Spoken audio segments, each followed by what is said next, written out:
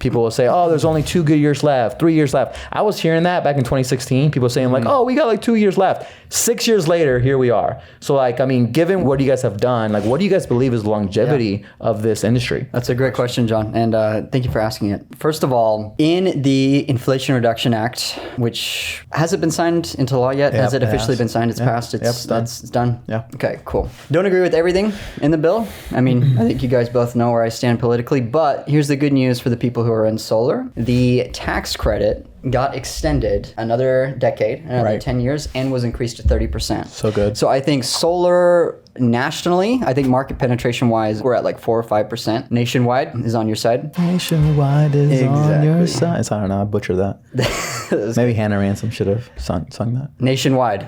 Anyway, 5% market penetration. You know, there's just like, I think these next 10 years are really going to be some of the most fruitful for solar. And I do believe too that it, you know, the tax credit is probably going to get extended again 10 years from now, unless some better technology that's renewable comes out. Then I believe that's what we'll transition to, and that's what we'll be selling. Jake's going to be 80 years old, still knocking doors. Come on. Because it just keeps getting extended. Right. Come on. Yeah, Jake's going to be the vice president 80 years from now. I think, you know, the California market, there's a lot of like naysayers and like doomsday people that are predicting like, oh, in California, there's like 2 years left, there's 3 years left. Like, I totally am in line with what you say. Like, we've been hearing that for a while. Right. And we might get another curveball. NEM3, I think, will be a curveball for the industry, but something that Legacy and that we have proven to do is always pivot our stance and adapt to whatever we're thrown in. And I think if we play our cards right and, you know, we really do have the strength to adapt and overcome whatever curveballs are thrown our way, we can have 10 more fruitful years of solar in California. Now, then again, you know, California might not be the number one market that's profitable. It might transition to Florida or Texas. Those are some of the up and coming markets we're seeing. But I still believe that even 10 years from now, we can make money in California, and exceptional money. So what would you say to someone that's like, oh, I want to get into solar, but yeah, I don't know. Like, what advice would you give that individual that is contemplating it? Because I mean, this is the modern day gold rush. I mean, we got guys that are making 30K checks weekly. We've had several guys that have made 6 figures in a month, multiple times, right? So there's a lot of fruit in it. So what would you say to someone that's like, I don't know, they're like thinking about it. Maybe they're in pest control. Maybe they're selling insurance or selling cars or whatever. Like, what would you say to that individual? Jump in. Yeah. Go for it. I love solar. I love the way that solar looks. I love what it does. I love how it helps people save money. I love how it produces clean, renewable, sustainable power. I love how the space that we're in is disruptive. And I love how there's this big shift in our generation and just the way that homes are powered.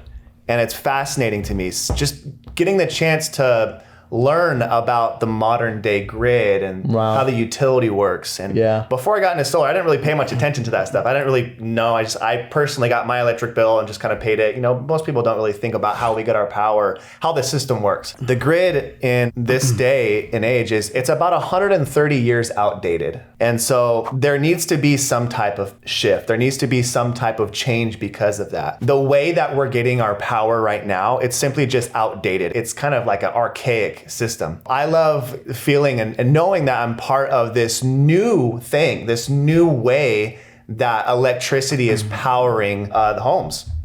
And so as far as your question about the longevity of it too, I remember thinking that, okay, it's a common perspective to have in California because it is considered a saturated market here. Like, we only have like 2 more years, 3 more years, maximize the opportunity. And yes, we should all be having this viewpoint of let's maximize the opportunities the best that we can. But even in a market like California, we're the most fond of, I still think that there is plenty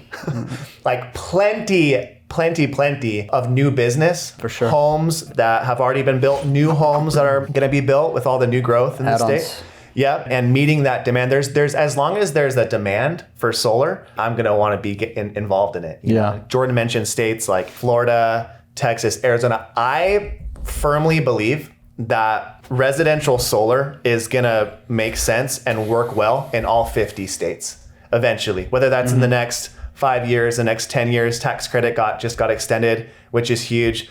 But someday, not sure when that is, again, but there's going to be a day and age when there is residential solar on every single home in America. And I don't know about you guys, I don't know for the viewers, but I want to be a part of that. I want to be a part of that massive shift of wealth that's involved in the change from old carbon-based, old technology ways of getting our power to this new technology. It's exciting. And there's a whole ton of opportunity and money to be made for the people that are involved in that massive shift. Yeah, and that's good. And you really, when you actually even look at the industry, right, Jordan said something good. There's like nationwide, there's like, I don't know the exact number, let's say under 10% market penetration, meaning that only 1 out of 10 homes as of now have solar. In California, it's a little higher, but even in California, it's only like, I think 20 something percent, right? Like 1 out of 4, maybe 1 out of 5 homes have solar, right? So we saw a long way to go. And when you really look at the financing, you mentioned the grid is outdated. I think the next evolution of solar is going to be some type of battery. I really do believe that in the years to come, more and more homes will start getting batteries and it'll be like kind of common. And we're starting to see like kind of cost of batteries also going down as well. We're starting to see kind of us going more into that kind of push with electric vehicles, right? We also saw that the tax credit included, or that Inflation Act also included a tax credit of $7,500 if you get an electric vehicle. So we're starting to see that shift, right? We're starting to see more people are getting electric vehicles, and if you get an electric vehicle, that means that their energy usage is going to go up, right? And if it goes up, that means they're going to have higher bills, and if they have higher bills, then there's more pain for them to want to get solar. We still have such a long way to go.